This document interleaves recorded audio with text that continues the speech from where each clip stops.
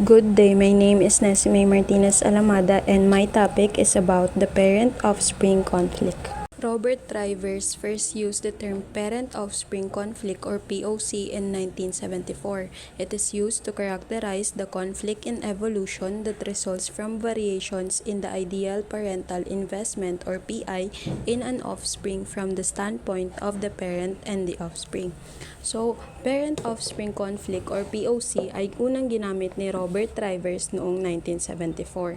Si Robert Trivers is an American evolutionary biologist and sociobiologist. So, ang POC ay ginagamit para i-characterize yung conflict in evolution na nagre-result sa variations or differences ng ideal parental investment or yung PI.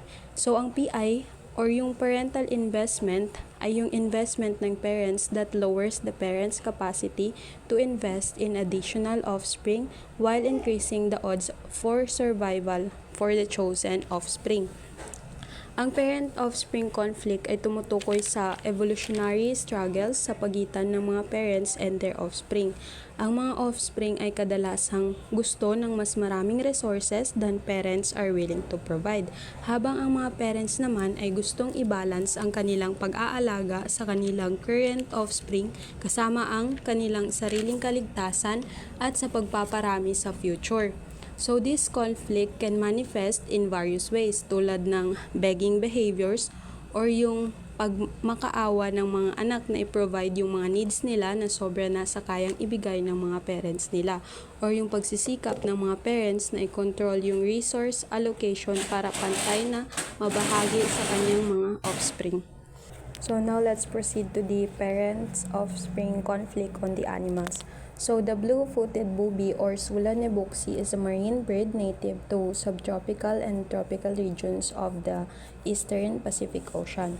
So in the blue-footed booby, a sibling may be hit by a nest mate only once a day for a couple of weeks and then attack at random leading to its death.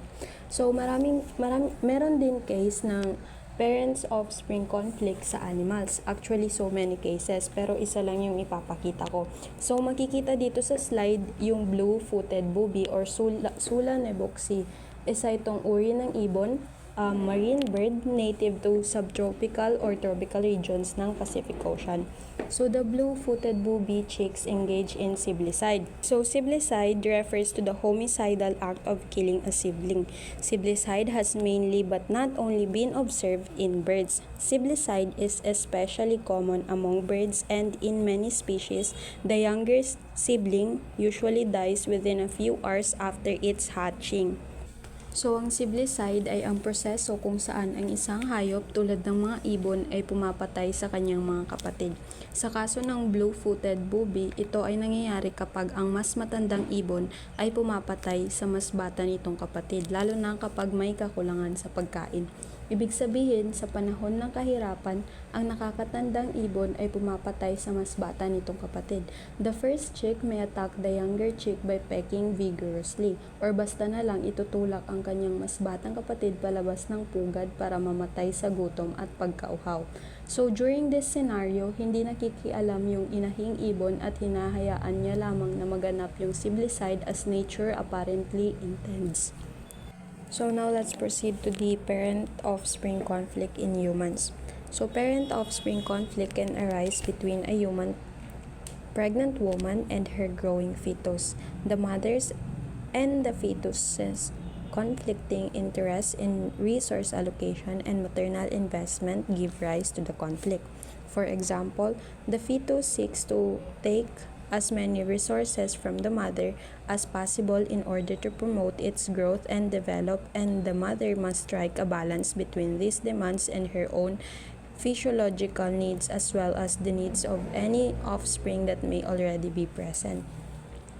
So during pregnancy, there is a conflict of interest between the mother and the fetus. The mother aims to conserve resources for herself and future offspring, while yung fetus naman ay gusto niya ma-extract yung mga resources as many as possible para sa kanyang pansariling paglaki at development.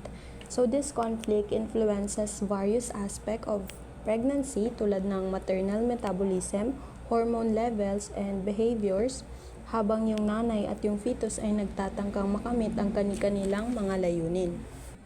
And this conflict can manifest in several ways, tulad ng maternal-fetal conflict. Next is the maternal control of resources and immune system and the timing of birth. So first is the maternal-fetal conflict. So the mother's health may suffer or the fetus may not develop to its full potential if the fetus demands more nutrition or resources than she can comfortably give. So, maternal-fetal conflict refers to a situation where the interests of the mother and the fetus in her womb are in conflict. For example, maaaring magkaroon ng conflict sa pagitan ng nanay at ng fetus if yung nanay ay may health condition na threatening sa kanyang sariling kalusugan ay maaaring makaapekto sa kalusugan o sa buhay mismo ng fetus. In such cases, ang doktor at iba pang mga healthcare professionals ay kailangang magpasya kung paano may babalik ang balanse sa kalusugan ng nanay at ng fetus. So the second is maternal control resources. The term maternal control resources refers to the range of tools and resources that a woman either owns or manages and which can have an impact on her children's growth, welfare, and survival. The growth, development, and eventual reproductive success of offspring depend on these supplies. So, maternal control resources refers to the various mechanisms and factors na nagbibigay daan sa isang ina na i-regulate or maimpluwensyahan ang mga aspect ng kanyang pagbubuntis at yung development ng fetus sa loob ng kanyang sinapupunan. So, these resources can include maternal nutrition, maternal health status, prenatal care, maternal behavior, and access to healthcare services. So, maternal control over these resources ay may malaking epekto sa kalusugan at kagalingan ng ina at ng sanggol sa panahon ng pagbubuntis. So, next is the immune system. According to the parent-offspring conflict theory, the immune system of the mother, which aims to shield her from infections, and the fetus, which expresses paternal antigens that the mother's immune system may interpret as foreign, must balance each other out during pregnancy. So, during pregnancy, ang immune system ng nanay ay may crucial na role sa parents-offspring conflict. Kailangan ng immune system ng nanay na magkaroon ng balancing protection sa kanyang katawan and not rejecting the fetus, which carries the genes from the father and is technically foreign tissue.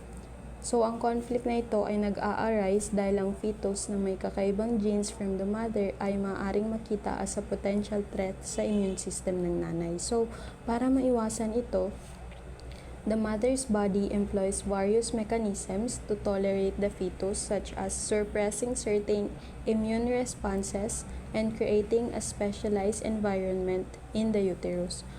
Mahalaga ang balanseng ito para sa isang matagumpay na pagbubuntis at para na rin sa health ng mother at ng kanyang baby. And last is the timing of birth. So, a delicate dance between the mother and the fetus occurs throughout the time of birth.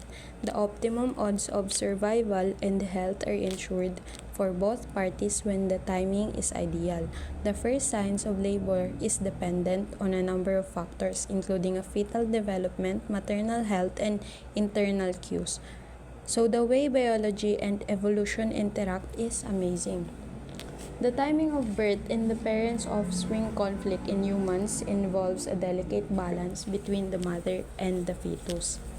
So, gusto ng nanay na tiyakin na maayos ang pagdevelop ng fetus bago ito ipanganak. Samantalang, maaaring gusto ng fetus na ipanganak ng mas maaga upang mabawasan ang mga panganib ng pagtira sa sinapupunan, such as competition with siblings for resources or yung panganib ng pagkamatay bago siya isilang. So, this conflict can affect factors tulad ng haba ng pagbubuntis at ang oras ng panganak. So, ultimately, the timing of birth reflects the outcome of this conflict, aiming to maximize the fitness of both the mother and the offspring. So, now let us proceed to the eusocial animals, the ultimate families. The most extreme altruism is found in eusocial animals. These species in which some individuals do not reproduce much or at all themselves and instead rear the offspring of others, usually their parents. So, ang pinaka-severe or intense na altruism ay makikita sa eusocial animals. Altruism refers to the behaviors kung saan ang isang organism ay sinasacrifice niya yung own fitness niya to benefit others. So, ang eusocial animals are those species lives in a cooperative group tulad ng mga termite, langgam, and yung naked mole rats. So, in these cooperative groups, karaniwan isang babae o yung tinatawag na queen at ilang lalaki ang aktibo sa pagpaparami while yung mga hindi nagkakaanak or the non-breeding individuals ay nag-aalaga sa mga mas bata nilang kalahi to protect the colony at nagpo-provide ng pangangailangan sa grupo. So, ang pagkakaiba ng mga trabaho ay nag-e-ensure ng safety, survival, at success ng colony kung saan sa bawat member ay may special role sa pagme-maintain ng kagandahan at sustainability ng kanilang community. Eusociality. Eusociality derived from the Greek word EU, which means good and social. It is the highest social hierarchy, cooperative brood care, including caring for offspring of other individuals, overlapping generation within an adult colony, and a division of labor into reproductive and non-reproductive groups are its defining traits. An animal society's division of work results in the formation of specialized behavioral groups known as castes. So, people belonging to at least one caste typically lose the ability to conduct actions typical of people belonging to another caste, which sets eusociality apart from all other social systems. One may consider eusocial colonies to be superorganisms. So, eusociality came from the Greek word EU, which means good and social. So, it is the highest level of organization of sociality. So, ang cooperative brood care or yung pangangalaga ng mga sanggol kabilang na ang pangangalaga sa mga offspring ng ibang individual, ang pag-overlap ng generation, at yung division of labor or paghahati-hati ng mga trabaho ng mga reproductive and non-reproductive groups. So, this term is commonly used in biology para i-describe yung mga species gaya ng mga langgam, bubuyog, wasps, and termites, kung saan ang mga individual sa loob ng colony ay nagtutulungan para sa benefit ng grupo. So, madalas na may isa or ilang individual na nagpaparami like yung king and queen na tinatawag nila. At yung mga non-reproductive workers ay nag-a-assist or tumutulong sa mga gawain like yung paghahanap ng pagkain, nest maintenance, at pag-aalaga sa mga mas bata. So, Hymenoptera is a large order of insects comprising the sawflies, wasps, bees, and ants. Many of the species are parasitic. Females typically have a special ovipositor for inserting eggs into hosts or places that are otherwise inaccessible. So, this ovipositor is often modified into a stinger. So, Hymenoptera is a large order of insects comprising the sawflies, wasps, bees, and ants. So, karamihan sa Hymenoptera species ay parasitic. Yung mga female na insect ay meron silang special ovipositor for inserting eggs into their host or yung mga lugar na inaccessible. So, yung ovipositor ay kadalasang na-modified bilang stinger. Reproductive individuals known as queens lay eggs in Hymenopteran eusocial colonies, while non-reproductive individuals known as workers carry out a variety of tasks to keep the colony running smoothly. This involves tending to the young, obtaining food, building and maintaining the nest, and protecting the colony.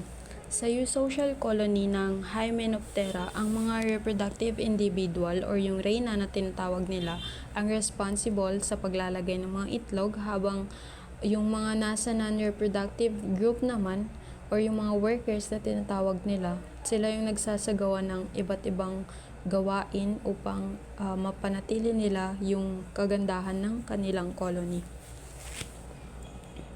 So, kin selection has been a major factor in the evolution of eusociality in Hymenoptera. The evolutionary success of eusocial hymenopterans can be attributed to their highly coordinated and cooperative behavior, which allows them to exploit resources efficiently and defend against predators and competitors. So, ang kin selection ay may malaking bahagi sa evolution ng eusocial colony sa Hymenoptera. Madalas na malapit ang mga workers sa queen na nagpapataas sa posibilidad na ang mga gene na nagpo-promote ng eusocial behavior ay mapasa sa next generation. So, conflict between competing interests within Hymenopteran insect colonies, including those of ants, bees, wasps, and other related species, are referred to as evolutionary conflicts in Hymenopterans. So, ang evolutionary conflict sa mga Hymenopterans ay nagre-refer sa mga sitwasyon kung saan may mga magkakaibang interes sa loob ng kolonya ng mga langgam, bubuyog, at iba pang mga insekto sa Hymenoptera. So, ito ay nagiging sanhi ng tensyon o pagtatalo sa pagitan ng mga individual sa loob ng kanilang colony. So, kadalasang nauugnay sa reproductive roles at pagmamana ng mga genes. Pero dito sa picture sa slide, yung mga langgam ay nag-aaway dahil sa pagkain. So, kadalasan ay ito rin ang umpisa ng away sa loob ng kolonya. So, isa pang halimbawa ng evolutionary conflict sa mga Hymenopterans ay ang pagkakaroon ng mga workers na ay nagtatrabaho para sa kapakinabangan ng kolonya. Pero meron ding mga nagtatalo dahil sa mga genetic na interes sa pagpapakita ng kanilang sariling mga genes. Ito ay maaring magdulot ng tensyon sa colony nila, lalo na sa mga sitwasyon kung saan ang mga workers ay sumusunod sa iba't ibang mga reproductive individual or group. So, sa kabuuan, ang evolutionary conflict sa mga Hymenopterans ay nagpapakita ng komplikadong dynamics ng mga eusocial colony at ang pagkakaroon ng mga magkakaibang interes sa loob ng kanilang colony. So, eusocial Hymenopterans have succeeded in evolving due to their highly coordinated and cooperative behavior, which enables them to effectively exploit resources and protect themselves from competitors and predators. Researching eusociality in Hymenopterans offers important insights on how animals' social behavior and cooperation evolve. So, the evolutionary success of eusocial Hymenopterans can be attributed to their highly coordinated and cooperative behavior na nag-aalaw sa kanila na magamit yung mga resources efficiently and to defend against predators and competitors.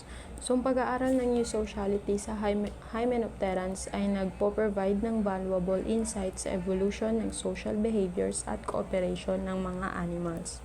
So, let us proceed to the levels of selection. The basic principle of evolution by natural selection is simple. The entities that make more copies of themselves increase in frequency through time. So, we have here the selfish DNA, selfish mitochondria, and the group selection. So, at its core, ang pinaka-basic na principle ng evolution sa pamamagitan ng natural selection is the differential reproductive success ng mga individuals based sa kanilang mga heritable traits. So, mga individual na may katangiang nag-aalaw na mag-produce ng maraming offspring ay karaniwang nag-i-increase ang bilang within a population sa paglipas ng panahon. So, this fundamental concept underlies the diversity of life on Earth at tuloy-tuloy yung adaptation ng mga organism sa kanilang environment. So the first one is the selfish DNA. So selfish DNA refers to genetic elements within an organism's genome that propagate themselves without necessarily benefiting the host organism's fitness. These elements include transposons, retrotransposons, and other repetitive sequences that can replicate and spread within the genome. They are often considered selfish because their replication can have neutral or even deleterious effects on the organism, but they persist due to their ability to replicate. So, selfish DNA refers to the genetic material within an organism's genome that doesn't necessarily contribute to the organism's fitness or survival, pero nagre-replicate pa rin ito. Kasama dito ang mga transposable elements, retroviruses, at iba pang mga DNA sequence na maaaring mag-copy sa kanilang sarili sa loob ng genome. So sila ay kadalasang itinuturing na selfish dahil nananatili sila kahit na maaaring hindi makabuti or makabenefit sa host organism. So selfish DNA elements continue to exist in genomes despite possible detrimental effects on the host organism because they have mechanisms for replication and dissemination. In order to reduce the negative impacts of selfish DNA elements, organisms may develop methods to control their activity over the course of evolution, but throughout time, these components continue to mold the composition and functionality of genomes, impacting the evolution of species. So, ang mga selfish DNA elements na ito ay maaaring magdulot ng neutral at masasamang epekto sa host organism. For example, kapag sila ay nag-i-insert sa isang gene, maaari nilang sirain ang kanilang function na nagdudulot ng mga genetic mutation or sakit. However, may ilang transposable elements na maaaring maglaro ng papel sa evolution ng genome sa pamamagitan ng pagtulak sa genetic diversity at pagtulong sa rearrangement ng genetic material. So, despite potentially negative consequences for the host organism, patuloy na nananatili ang mga selfish DNA elements sa genome dahil may mga mechanism silang nag-aalaw sa kanilang pag-replicate at pagkalat. So, sa paglipas ng panahon, maaaring magbago ang mga organism upang magkaroon ng mga mechanism na nagre-regulate sa activity ng mga selfish DNA elements upang bawasan ang kanilang masasamang epekto. However, patuloy pa rin ang mga ito sa pagbabago sa structure and function ng genome na nagtutulak sa evolution ng mga species sa paglipas ng panahon. So, in this photograph or dito sa picture, dito sa slide, so the chromosome that make up the human genome regions that are rich in the allotransposon fluoresce in green. More than 1 million copies of this element are embedded in the genome.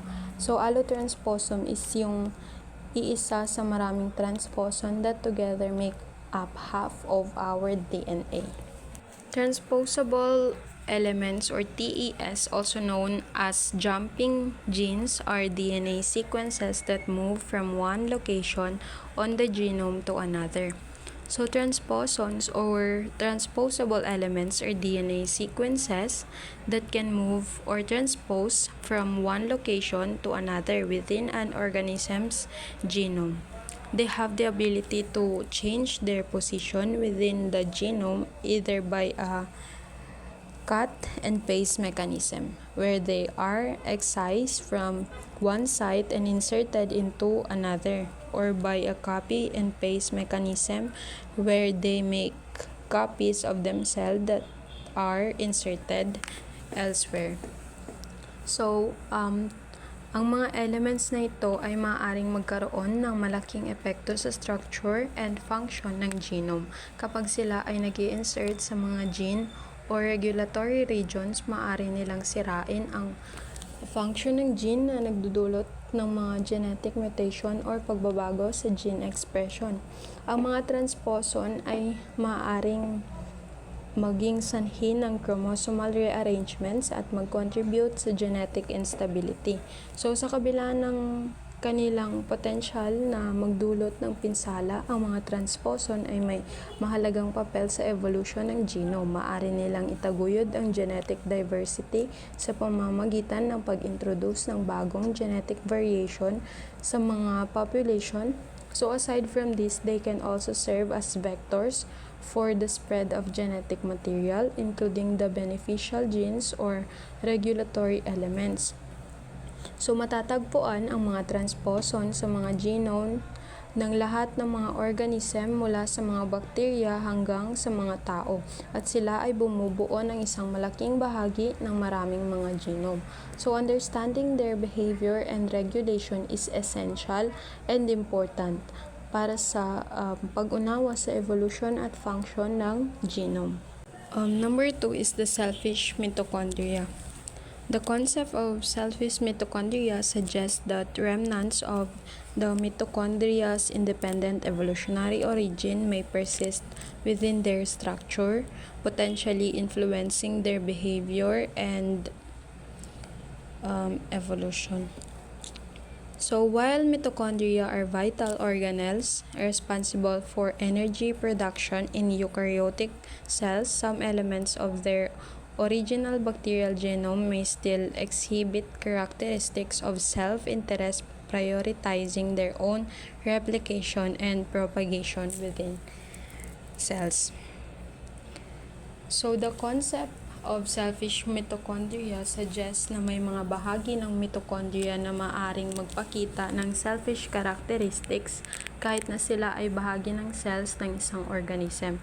So, ang idea ay nagmumula sa mga endosymbiosis theory, which states that ang mga mitochondria noon ay mga free-living organisms na naging bahagi ng eukaryotic cells. Pero kahit na naging bahagi na sila ng cell, possible na may mga elements sa structure nila na patuloy na nagpapakita ng selfish traits tulad ng selection para sa kanilang replication at spread sa loob ng cell.